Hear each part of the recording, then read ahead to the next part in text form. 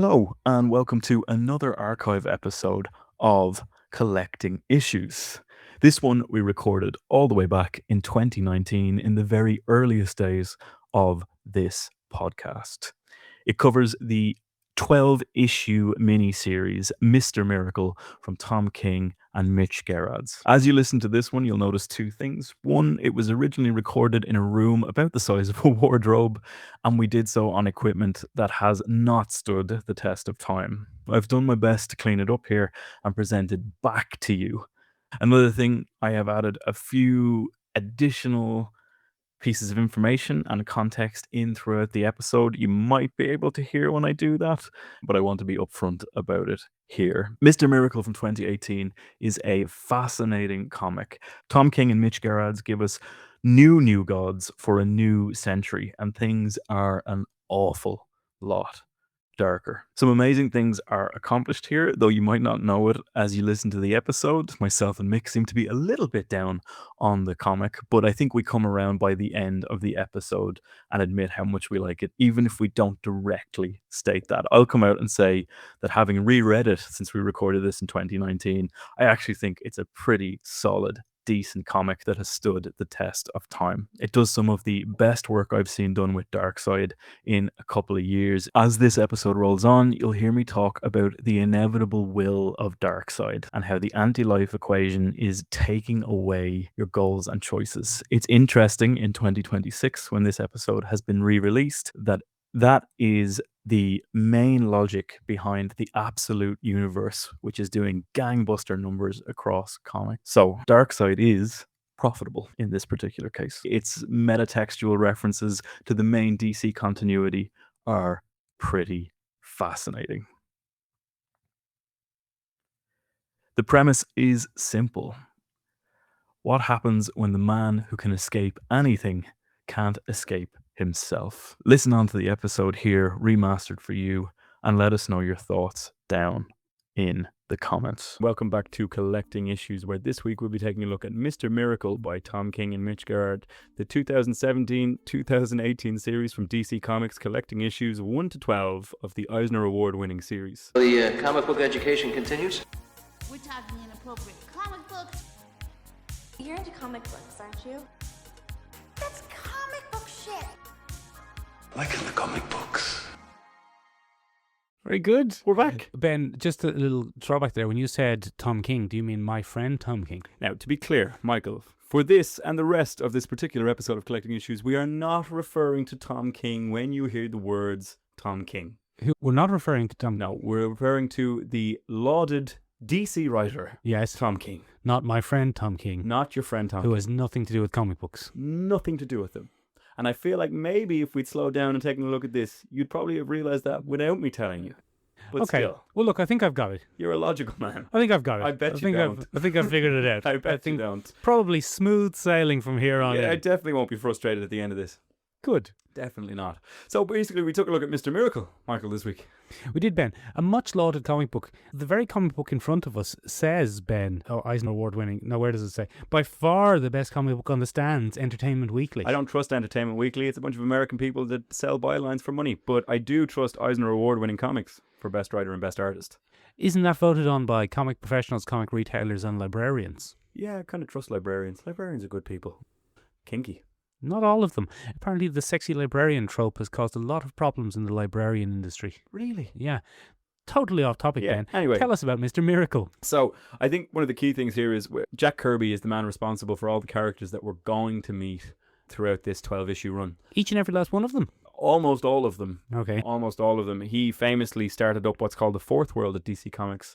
And the Fourth World was his kind of cosmic space odyssey involving the two worlds of New Genesis and Apokolips. It's his retelling of the Bible in space. Very heavily influenced by Marvel's Asgard comics. Which was also his Mhm. in majority more than minority. To begin with, we should probably take a look at an overview of what happens in this. It follows around the aforementioned Mr. Miracle. Mr. Miracle is scot-free Yeah. in the canon of the Fourth World. What a pun. What a pun, because he got away. Scott-free. Scot-free. Yes, I get it now.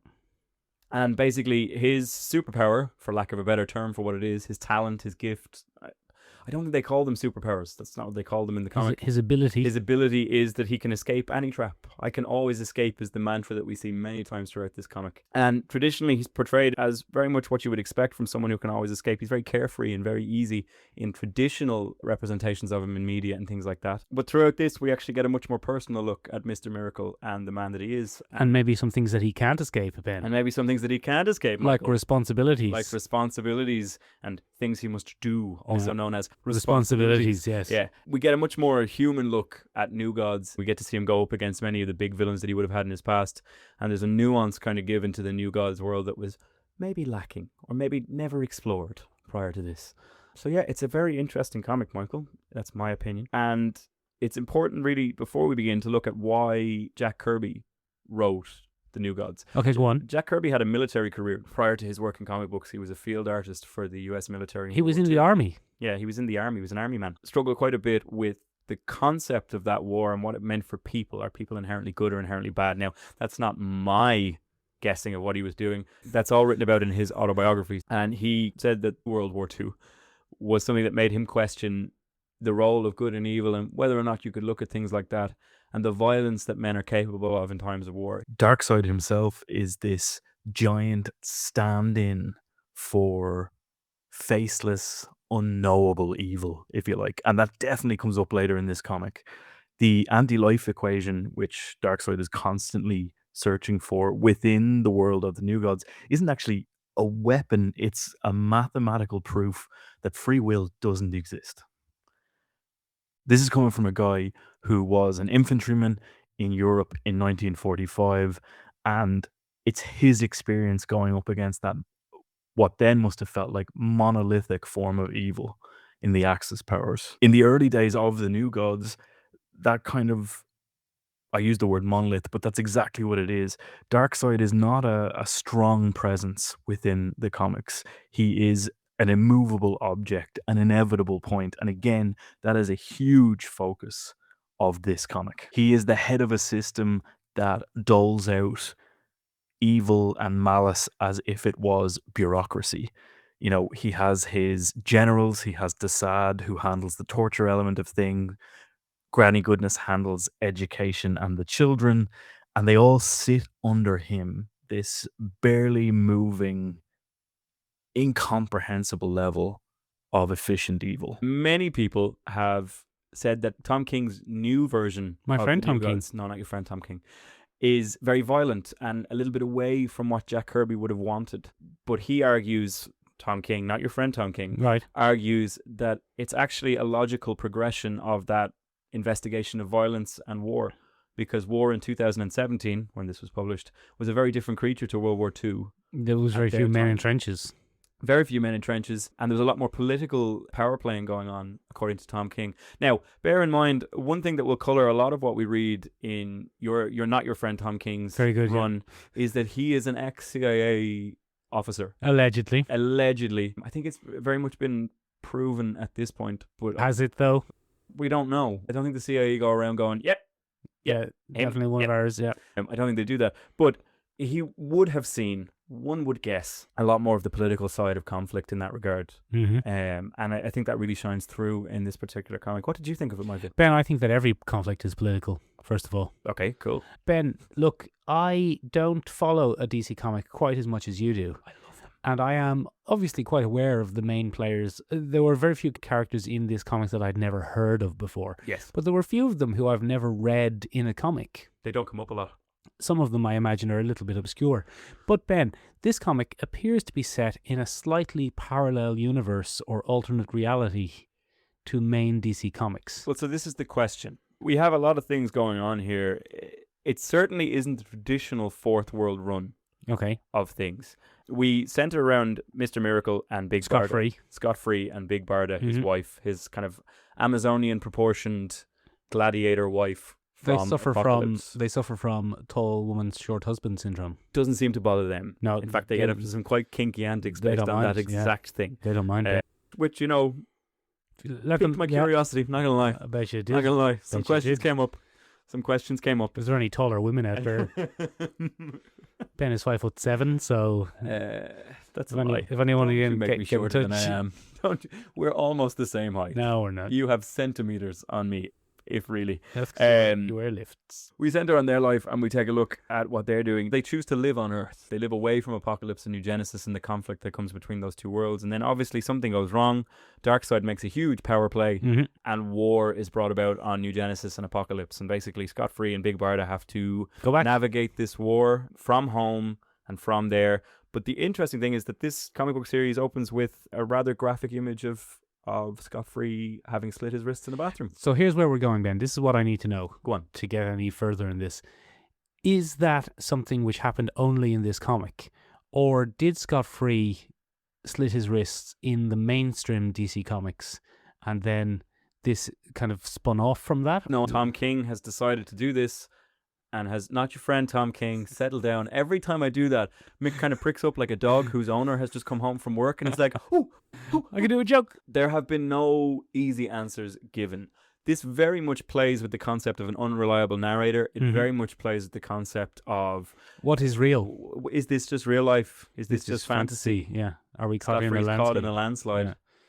He has no escape from reality. Or does he, Ben? Does he? He might do. So this is the whole crux of this story, is that we don't actually know if this is really happening, if he's in hell, if he's in heaven, if he's in heck, if he's in purgatory. Yeah. It would seem to follow a rough approximation of a lot of Dante's work in the Inferno, purgatory and things like that. This concept of questioning where you are and what you're doing. What is real life? One of the things that makes it very much a Tom King book and marks it out as it, not your friend Tom King, settle down. One of the things that really marks it out as a Tom King book is the fact that he focuses minutely on the human aspect of these characters. That's what he does, isn't it? Yeah, that's his whole shtick. One of the things it's his whole raison d'etre that gets him a little bit of criticism, or quite a lot of criticism, depending on who you are. From you, Mo. From me mostly, but I've had to go back and reinvestigate in light of this series and a couple of interviews I read with Tom King. Probably what annoys me about Tom King is that he humanizes, not your friend Tom King, is he humanizes the characters that he deals with in a way that probably jars with how I have that character held up on a pedestal in my head. For example, go on. His major criticism from Batman fans is that Batman is too weak mentally in the comic books that he does. He's a real wimp. He's not necessarily, he's still a physically imposing man, but he breaks down a lot. It's a bit of a whinge. And that's Tom King's thing. He takes characters like that and he looks at the real world ramifications of what an event like that would do. Heroes in Crisis was very much the same thing for him. And probably I'm being a little bit unfair to Tom King when I kick off because I have an emotional link to those characters in my brain. And when he challenges my concept of that character, it annoys me. Do you want to fight him? I couldn't fight him. He lives in Canada. Yeah, he's in Canada. And you're 5'7". And I'm 5'7" with lifts. With lifts. So he humanizes all these characters. And I think one of the things that distinguishes his Fourth World from Jack Kirby's Fourth World, and it's important to draw that distinction, is Jack Kirby always had a clear right and wrong. Right. In his Fourth World comics. New Genesis here's the baddies, here's the were goodies. A great bunch of guys. Apokolips was a parable for hell. That's how it worked. You knew who was good, you knew who was bad. In fact, Jack Kirby played around with the concept of being born good and bad. That was the whole... Ben, you could almost say there was a kind of a nature versus nurture. Very much so, and we'll come to that a little bit later. Oh, will we? Okay. But Tom King doesn't do that with his characters. I'd like to place a bet now, Ben, that you will forget to come back to that later. Well, we'll put a pin in it. Put a pin. Look, we'll put a little note here. Tom King is not content to play with that clear division of good and evil. For example, we meet characters that traditionally we have loathed. For example, Granny Goodness. Granny Goodness, yeah. And it leads us to question whether or not she's actually a terrible person. She is, though. She seems to have some kind of affection for Scott. Yeah, she's still a terrible person, though. This is the point.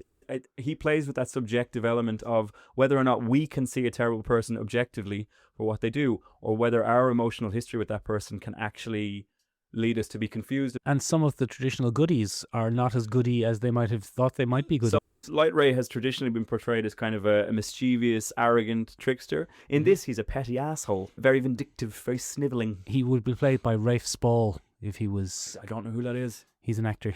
He'd be played by him then. Look him up. Orion is very much given a very unglamorous lighting situation where he's just a warmonger. He's just Darkseid. Yeah. He's really Darkseid's son. Just Darkseid's son throughout this.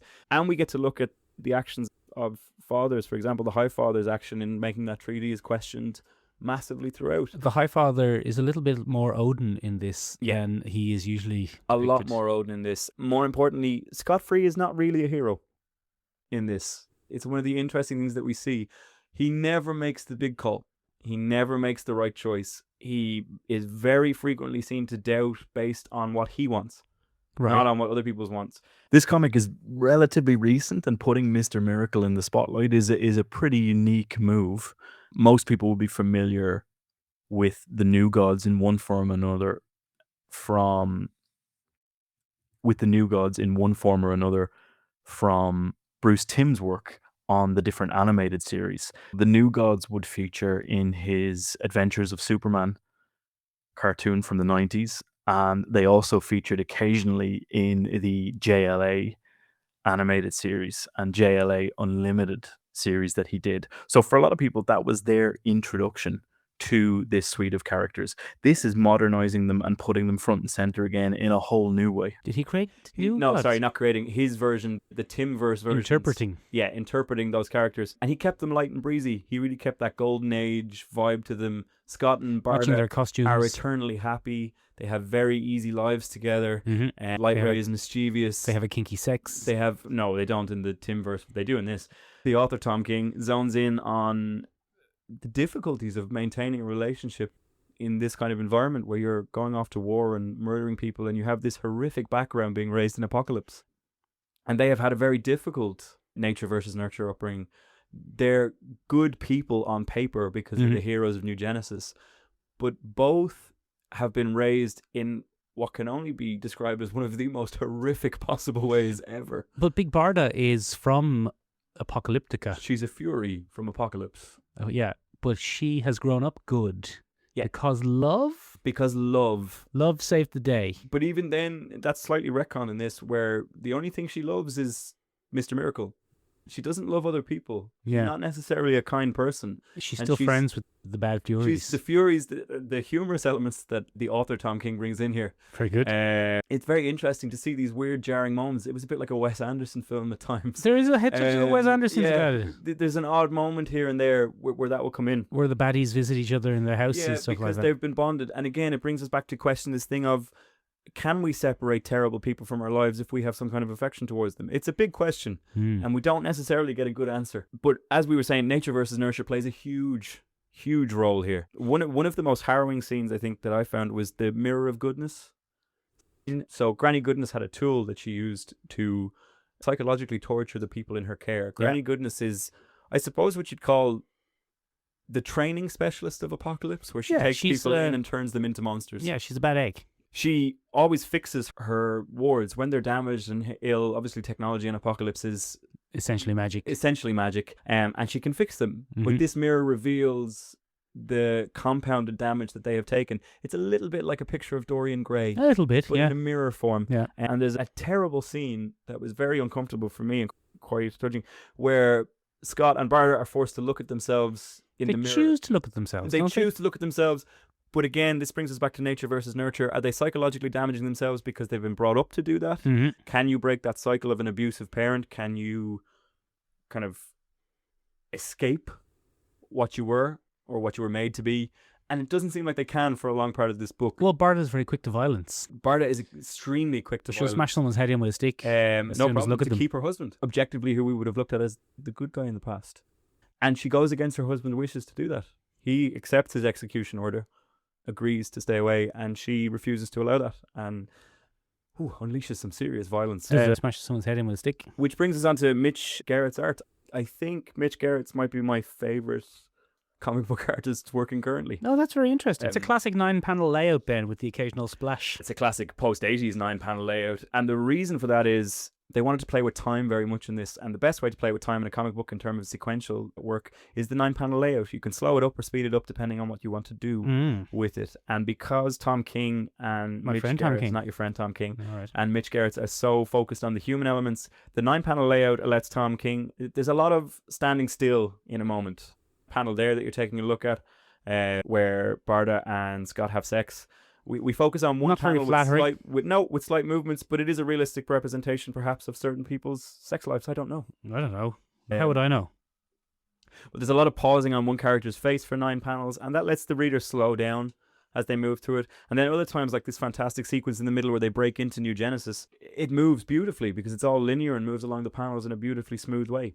While they argue about how they're going to do the living room. Why they argue about how they're going to do the living room. And it's fascinating. It's a masterclass in different colours and settings and things like that.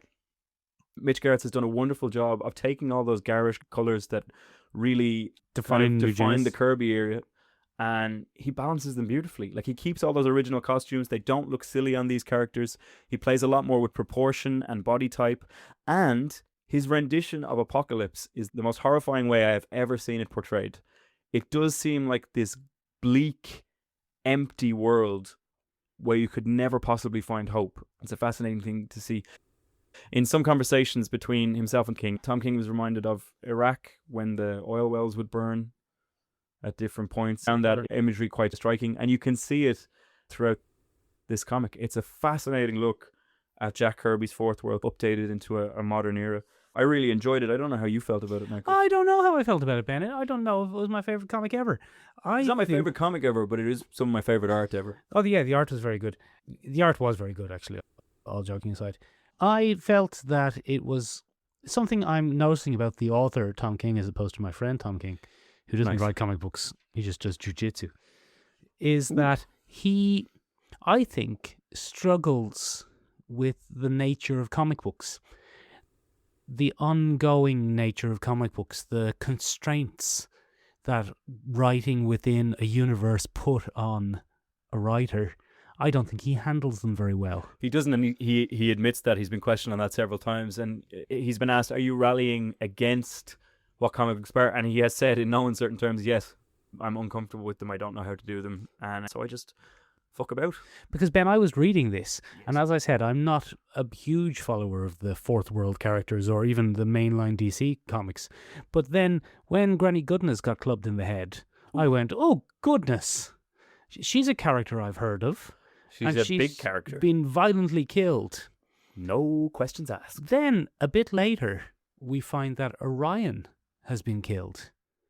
And I was thinking, well, hold on a moment. Has Orion been killed? Is Orion dead now? Big one. Because Orion is he's the Thor of the Fourth World. Yeah, he's the Mac Daddy. He's the main character. Yeah. The All-Father is killed. The High Father.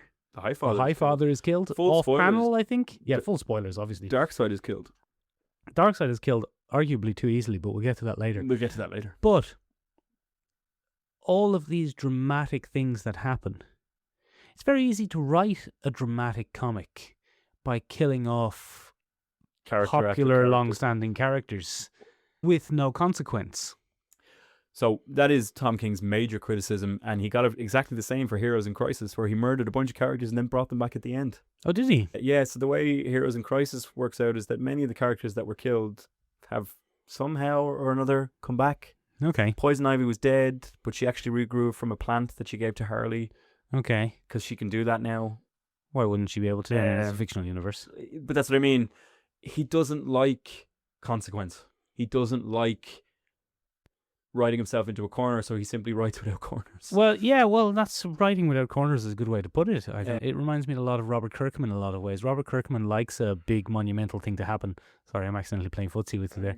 Robert Kirkman likes a big monumental thing to happen, and then struggles in mainstream comics when he can't do that because he's not allowed to use. So what he usually does is has some apocalyptic villain come at the end and undo everything. Whereas this was like, that's it. I have a great story I want to do about the Fourth World, the end of the Fourth World, essentially. It's Apokolips for Apokolips. It's the Kingdom Come of Fourth World characters. This is the end of the Fourth World story. Mm-hmm. And he's gone, I want to do the end of the Fourth World story. I don't care if it's in continuity or not. Maybe he's mental. Maybe he's dead. Maybe none of this is really happening. It's grand. Don't worry about it. Listen, don't worry about it. Yeah. Don't worry about it. It's hard to... Fans have loved it. It has been massively popular. I'm not certain, and I did enjoy this comic immensely, but I'm not certain that it's all that well structured or constructed. It's messy. It's a messy comic. Go on. From start to finish. in that I'm not sure Tom King knows how to write an ending. My friend Tom King. No, not your friend Tom King. I'm not sure he knows how to write himself to a satisfying conclusion. I don't think he has that. I thought this was quite a good ending. I'm not a fan of, I'm not a fan of build-up and no payoff.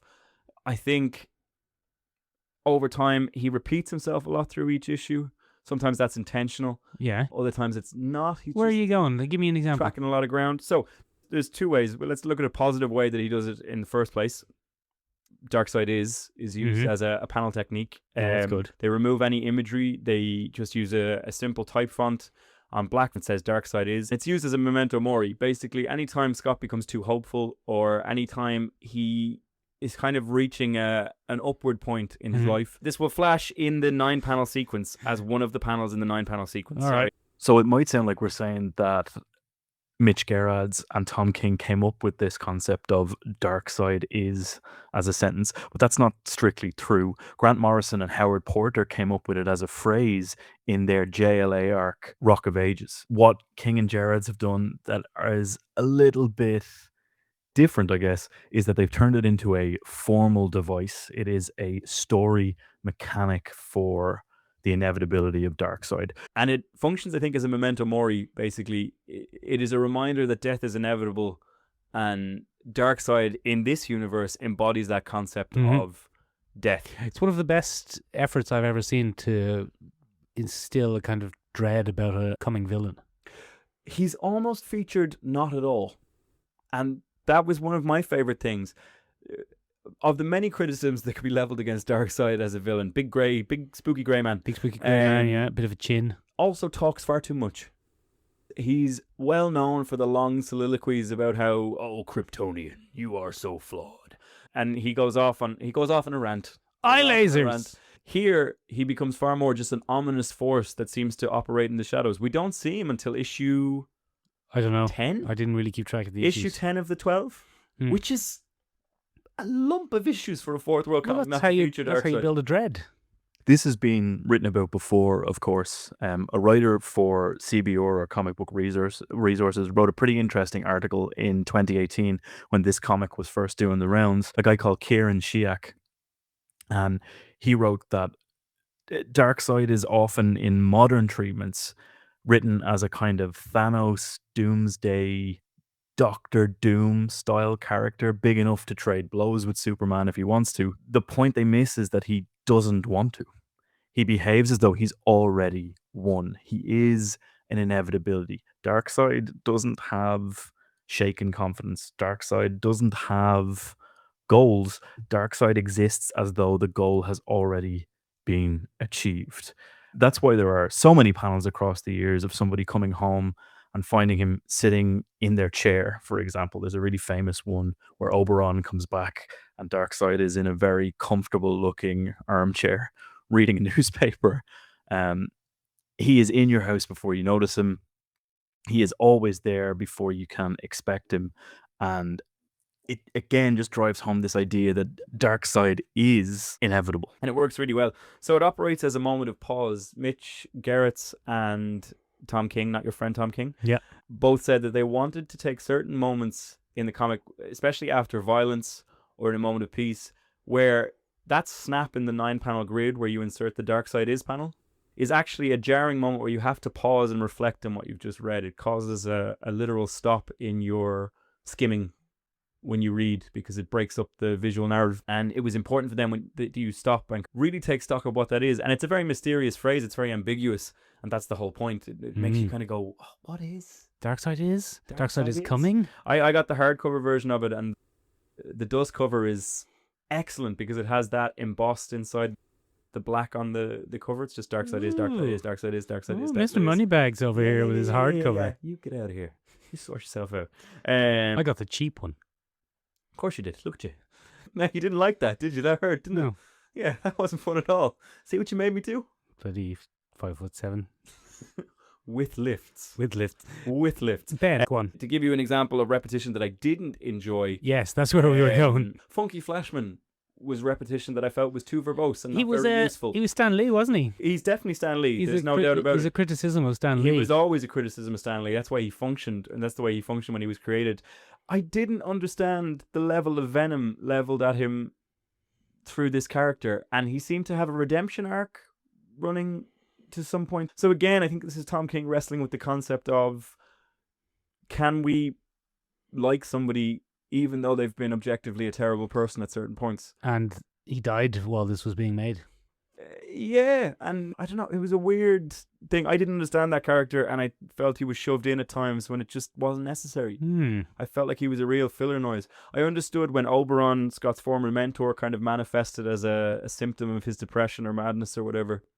Or did he? Or did he? I mean, these are the questions that we're going to have throughout. And I got that. Flashman was bludgeoned by Barda. But then he came back. But then he came back, no He problem. was fine. And maybe he wasn't real. Maybe he wasn't. Like, it's hard to tell. That's what I mean. There's a lot of questions there. That was repetition I felt didn't suit. Anyway, Michael, sorry, you go on and tell me a bit about what you thought. What did I think? I don't even remember what I thought, to be honest with you. Cool. But then I'll move back and forward to the next things. Some of the interesting themes that we deal with here, and I think probably the one that a lot of people would have connected with, much to the joy of King and Gerads, is the depression arc that runs strongly throughout this. He's depressed. Not only depressed, but suffering from a large amount of PTSD. Yeah, suicidal tendencies. And I suppose when you logically look at a character who consistently put themselves in death traps for people's entertainment, yeah, that seed was sown a while back. It looks at, first of all, Scott Free's depression in a very grim way. He grows that beard out of depression. You want to tell me something? Yeah, I'm trying to tell you that, basically, yeah. But he grows that beard. I've never seen Scott Free looking this schlubby. He doesn't normally have a beard. He doesn't normally go around in T-shirts. He sorts himself out at the end, though. He sorts himself out at the end. And it's interesting. There's a big conversation about showers throughout the Mr. Miracle miniseries, where he's constantly going into a shower, trying to figure out how to turn them on. If he's on New Genesis, for example, because they have magic showers. Yeah, am I clean? Am I clean? There's a lot of this concept of cleaning yourself off. And there's a lot of criticism, I think, of what's a very popular way of dealing with depression in the modern era is like, you'll be fine. Go for a walk. Go sort it out. Go step outside, just get up. Get into nature. Put on your clothes. You just go about your regular day. And that's have a child. That's parodied. Yeah, well, that's a whole different issue. That's parodied quite heavily by the standing mantra that is done by various new gods who were born on Apokolips. Yeah. So whenever Scott is feeling particularly depressed, Barda will challenge him with the phrase stand. Yeah, and then he has to stand. And he has to get up and stand straight, and then he responds standing. And it's the same with Orion. Orion has the same concept. You know what you must do. Standing. Orion punches him in the head. And then he smacks him about every time, and he has to keep getting up, and he has to keep doing. It is, I think, to me, a critique of that not very helpful advice of stand up and brush yourself off. Take a quick shower. It feels better to be in the shower. And I do think it's a big criticism of that. There are the sins of the past that Scott and Barda away with. There's a lot of murder in this comic, a lot of killing. They kill a lot of people. They kill a lot of people, fairly innocent people. Yeah, and then they kill a lot of new gods that they know. It's no problem. Yeah. A lot of guards die. A lot of guards do die, and a lot of kind of minor named new gods die. And no one seems too upset. There's a head on a spike. Yeah, of someone you know. And again, this is bringing us back to the question, is Scott a good person, or is he just a product of Apokolips? Is he desensitized to violence because of his upbringing, or is he desensitized to his violence because he never really cared? It's hard for us to tell. That showering concept is there to kind of say, he can't shake this off. This is something that Scott's been dealing with. Barda doesn't seem to feel it at all in the same way that he does. And King and Gerads really emphasize that on the scenes where he's curled up in a ball next to Barda because he's trying to just cope with everything, and she's on her phone. And he's teeny tiny. Yeah, and she's on her phone a lot of the time, or talking about remodeling the house, and they do deal with this level of desensitization and how they deal with this kind of thing. And then really what it is it's looking at repression and how depression is often ignored in favor of just push through it. Push through it, Scotty. And it's not working for Scott at all. Or is it, though? Well, see, that's the thing. You couldn't tell from the outside. Because is it real? He's still a master of what he does. So you don't actually see him physically failing. He's still a great fighter and a wonderful general, and he kind of gets war and understands how to do all these things. Beats Darkseid a bit too easily. Yeah, well, I mean, that's the whole thing. And then it turns out Metron reveals himself to be the orchestrator of some kind of thing. And at the end of issue 11, he's given the option to return to the DC main continuity. Universe, yeah. and he chooses not to. Yeah. And this, I think, was the thing that made many people laud the series more than anything else. Again, Scott Free makes the choice that will make him happiest. And then his own guilt, if it is his guilt or madness or whatever, tries to goad him into going back, where they're like, this is hell. You're in hell. Like, you keep suffering these things. Can you do that? And he's like, I don't know. We'll see. I don't want to go back. And he chooses not to go back. So he and it stays causes a in further Scott Free breakdown. world. And there's not necessarily anything wrong with that as a mini standalone series. He chooses the happy ending as opposed to fights for one. The real ending. The real ending is he possibly died on his bathroom floor when he committed suicide. Possibly. I mean, that's what we're looking at. That's the concept that we have to deal with. That last panel there at the end of the series says Mr. Miracle will not return. Yeah. Will not be continued. Will not be continued, sorry. Will not be continued. And that's interesting. That's a fascinating element to look at. So I think existentially speaking, probably one of the strongest comics I've read in a while. In terms of representation of mental health and personality deficiencies and the question of whether you can be a good person objectively, fascinating comic. I really, really, really enjoyed it. Is it a bit long? Arguably. For me, yes. But I think the relationship between Barda and Scott is probably one of the more realistic comic book relationships I've ever seen. Who would play him in a miniseries serialization of this? Matt Bomer. Matt Bomer's a good shout. I would have gone with Jake Johnson. Yeah, could take both of those. Who'd play Barda? A tall woman. Probably CG. You'd have to CG her tall. Or very big. Use the bloody perspective trickery of The Hobbit. Well, Barda is Wonder Woman-esque, so anyone who was never cast as Wonder Woman but nearly was would be fine. I'm trying to think. Who would be a good Barda? We'll get back to it. If you have any suggestions, let us know down below. In terms of... Jamie Alexander. I don't know who that is. Sif. Oh, she'd be solid call. Great call. Thanks. Yeah, in terms of throwaway symbolism and themes that we saw throughout, I think there's a really nice homage played to Silver Age heroes throughout. He wears different superhero t-shirts while he's on Earth. Batman. And it's all their classic symbols from the Silver Flash, Age.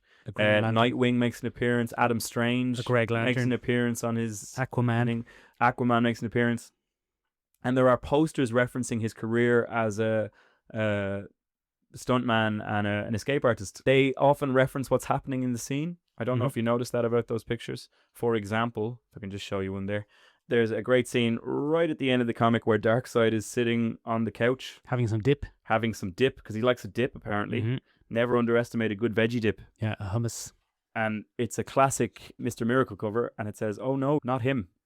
Oh, there's He's sitting right there and they're looking at him. There is clearly a lot of love put into the golden age way of thinking that went into this comic, and it's referenced quite a bit. Also, rather interestingly, Jacob, their son, is obviously a parallel for Jack Kirby in some form, because they have that weird scene between Funky Flashman and him where Funky Flashman draws them all and Funky Flashman says, I just do words. That's what I do. Because that's Stan Lee's famous role. Yeah. But at the end of that, Jacob sees Darkseid on the couch. He can see him. So again, it leads us back to that wonderful question of what is going on? What's going on in this world? Why can Jacob see a big, glitchy, holographic Darkseid? My ultimate problem, Ben, with it, I think, was at no point was I strongly engaged enough where what is going on mattered to me. Yeah, you're not invested much. You know what I mean? Because it's the alternate universe, reality, wrap up in one. Yeah, all right. Is he alive? Is he dead? To be honest, I don't really. I'm not too bothered. Stories in a bottle, self-contained. But I love a bloody self-contained miniseries, Ben. A self-contained miniseries is not the same as an alternate universe based on established That's what I'm saying. A self-contained miniseries, a Watchmen, great. But this, because of its semi-tangential relationship with mainstream comics, it left me a bit dry, a bit wanting. Yeah, it didn't really. But it was classic Tom King. Classic Tom King. Look, Ben, if we like this, what else would we like? Good question, Mick. Thanks for asking. Vision by Tom King. Yeah. Who could forget Vision by Tom King? Vision by Tom King, which is about a red, green, and gold caped character settling down in the suburbs. Oh, God. Tom King can only write one story. But, I mean, that has some similar aspects of someone involved in heroics setting up a family away from it and the problems that brings. But that is set in the mainstream Marvel universe. but also kind of isn't. Kind of isn't, yeah, because Tom King apparently can do what he likes. Yeah, it is, obviously. And some of the characters from that entered mainstream Marvel continuity. Oh, that's good. His daughter, Viv. Oh, she in mainstream now? She is, yeah. But the similar problem of what are the stakes here if this isn't real? Yeah. I'm doing a little winky face when I winky. say real. It's not the first comic series to deal with the character dealing with massive cosmic problems at the same time as worrying about remodeling their bathroom. Yeah, I think. I mean, that's a classic Spider-Man. It's a bit of a joke, trope. isn't it? Yeah, classic joke. I think other comics that people could probably look at are God Country by Donny Cates for Image Comics. Go on. He kind of created his own Fourth World parody, I guess, if you want. That's interesting. You're taking a different tack to me. Like an Asgard parody. I'm looking more at if you enjoyed what this stands out in my mind. A story about domestic life and depression and 9 to 5 normalcy. In that case, I think that God Country, under that criteria, still matches because it's about a dysfunctional relationship between a father and a son and how that's affecting his family in everyday life. Yeah, no, I'm not necessarily arguing with you, but I'm saying that it's interesting that you've gone more for, if you like this, you will like other things which are kind of fourth worldy. Yeah. Whereas I was thinking more about, if you like this, you'll like other things about superheroes in normal domestic settings. That's where I was thinking of Vision. That's where I was thinking of Invincible. Invincible would be good for that. It does a great job of that. Because that's what Invincible is. It's about a guy trying to have a normal family life. Yeah, absolutely. At the same time as dealing with intergalactic crises. Yeah. Spider-Man again, if you want a superhero who's worried about how's he going to pay his bills. Or why does he have lady problems, or... I mean, they don't handle depression as realistically or as scarily, but they are there as undercurrents. I think there are very few comics out at the moment that would handle depression and mental health and things like that quite as in-depth as this one does. It is very realistic, occasionally bordering on the too realistic. But overall, I enjoyed it. I think you should pick it up. You should read through it. If you get bored halfway, give up. Bloody, don't give up. Just give it a little break. Take a little break. Go read something light. Yeah, because it's a slog. It's not light reading. This is probably the heaviest one we've covered so far. It's literally the heaviest. Both literally grams. and metaphorically speaking in terms of theme. Buy it from a local comic book shop so you don't have to pay for shipping. Yes, which I eventually did. Anyway, what did you think of this one? There's definitely a lot to it. You can get in touch with us as usual. That's all from us for this week. We hope you enjoyed our discussion of Mr. Miracle 1 to 12 by Tom King, not your friend Tom King, and Mitch Gerads. Bye. I can't escape from the tiny room. That was our archive episode on Mr. Miracle. I hope you enjoyed listening to it as much as I enjoyed remastering it for this reissue. This is quite timely as DC Animated has just announced that Mr. Miracle will be its own animated series for them coming up, which I am very excited for. If you enjoyed this, you might enjoy collecting issues, your comic book club. You can subscribe wherever you're listening and stay up to date with us on social medias. They are all linked down below in the description. Please feel free to follow along and suggest any comics you'd like to see Mick and myself discuss at any point.